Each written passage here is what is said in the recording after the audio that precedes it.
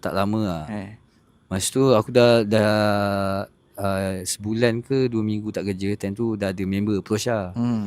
Ajak buat kerja, partner buat bisnes dengan dia kan. So masa tu macam tak sedia lagi lah. Macam nak tunggu dulu keputusan. Sebab nak tunggu macam mana kerja. Boleh masuk balik lagi lah. Sebab gaji kita still jalan. Masa tu basic lah. Still jalan. Walaupun tak buat kerja kan.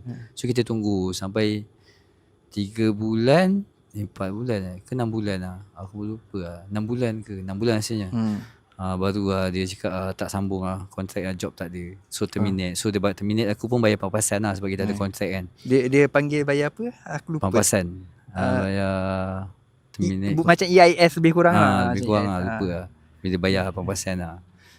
So masa tu Abang Sulaiman Selamat, masa dia nak bayar tu, sebelum ending 6 bulan tu, aku dah start kerja lah yang baru. Cuma masa tu dia dah perlu syawal 2 minggu. Cuma aku ambil masa 4 bulan dekat. Baru aku fikir macam tak apa, aku try buat dulu lah. Sementara tu nampak macam dah lama sangat tak kerja ni. Pisang lah dia dah. Duit dah pokai kita dah kaki enjoy kan. Astagfirullahalazim. Berjalan sana sini. Nakal kan. Astagfirullahalazim. Sulaiman Selamat. Lepas tu apa tadi? Sulaiman Selamat.